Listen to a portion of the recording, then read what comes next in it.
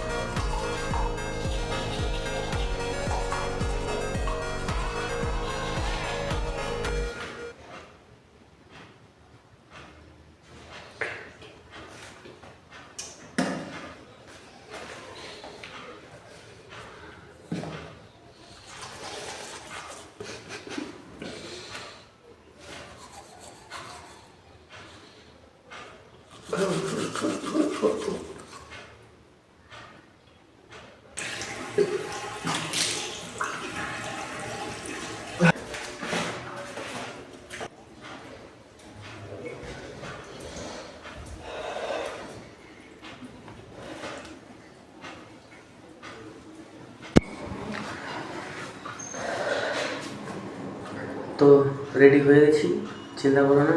এই পিছের ব্যাগ দেখতে পাচ্ছ, তো চলা যাক বাইরে। সবার একটা দেখা যাক কে কী দেখে।